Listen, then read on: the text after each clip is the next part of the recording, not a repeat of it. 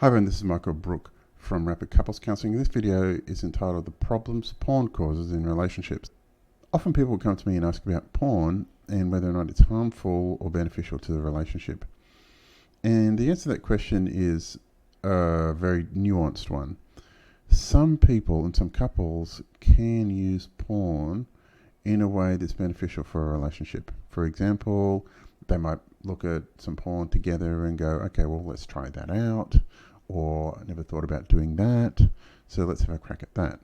And so it can be useful in terms of checking out things that you might not have done before or might not have thought before, and can be useful for getting ideas of increasing variety.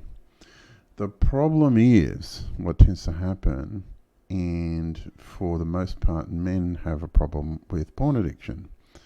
And the research around porn usage and addiction on the whole shows that it's by and large detrimental to the relationship. Having spoken to a lot of women who've been in relationships with men who have issues with porn addiction, there tends to be a few things that ends up happening if someone has a problem with porn. Now, the vast majority of men do actually look at porn on a regular basis, right? When surveyed, 95% of men say they'd watched some kind of porn in the previous month. There was a study published last year, but also roughly 65% of women also stated that they'd had looked at some kind of porn in the previous month. It's everywhere, it's freely available, and it's free. And so the question is, what's it doing to your relationship? In talking to a lot of women about their experience, if someone has a problem with porn, there tends to be a few things that occur that make women feel really bad. So the first one is that often men will be focused on things you would consider to be more non-vanilla experiences, like, ejaculating on a woman's face, ejaculating on her breasts, and anal sex. And these things tend to be emphasized in porn. That whilst occasionally some women might like, for many women they don't actually really enjoy those things. But a lot of guys who have a problem with porn will say, this is how I want to do it, and this is what turns me on. But the problem is that it ends up being the only way they experience sex, the only way they can get turned on. And when when what they're viewing or the porn they're consuming becomes the only way they experience their sexuality, well, then there becomes a big problem in the relationship.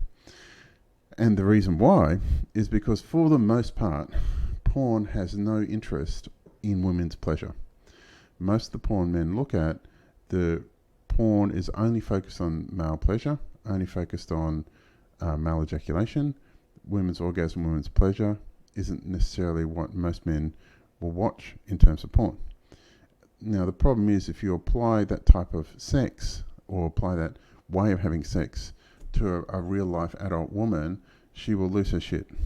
She will find that profoundly uninspiring and unsexy and not erotic.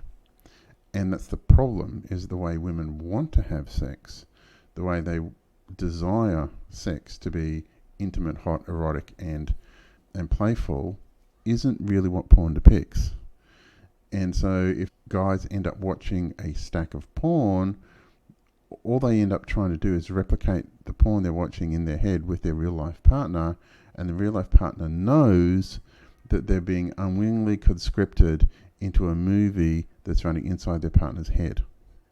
And they don't want to be put in that position.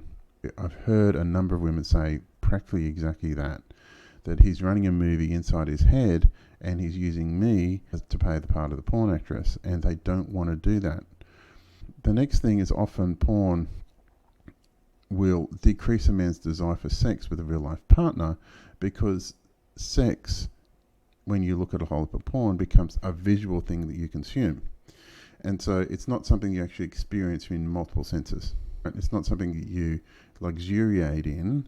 It's just a visual stimuli. And the problem is it actually reduces the sexual experience to what you can visually see. Now, the challenge then is they try and replicate with their partner the movie. The next thing, what tends to happen is, often men will experience challenges with maintaining an erection.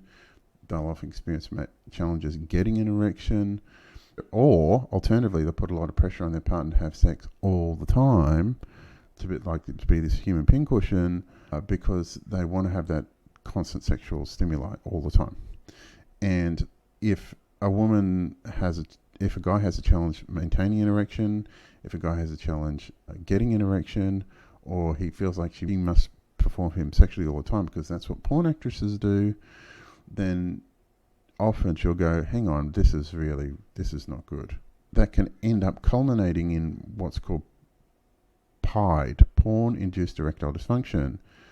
A lot of men who consume large amounts of porn end up losing the ability to get an erection because of porn basically fries the attentional and arousal circuits of the brain. I've had clients in their mid-20s, men in their mid-20s, unable to get an erection. This is, as far as I'm aware, very rarely happened in history, because in their mid-20s, men's testosterone and capacity to have erection should be at its highest, not unable to get an erection. And there's one more thing that tends to happen, is often women who know their partner's watching a lot of porn end up comparing themselves to the porn actresses.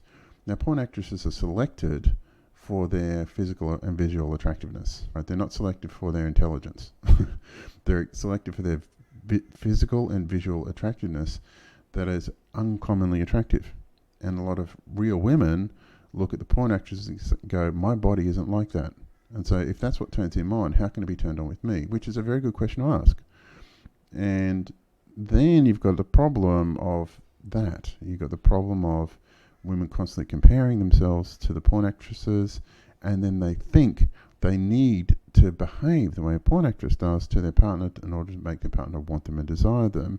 And then that leads into a really, really dark place for most women.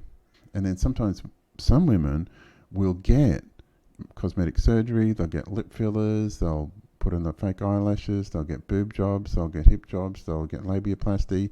They'll literally turn their bodies to look like a porn star just to get their partner's approval, which is something that's profoundly dysfunctional.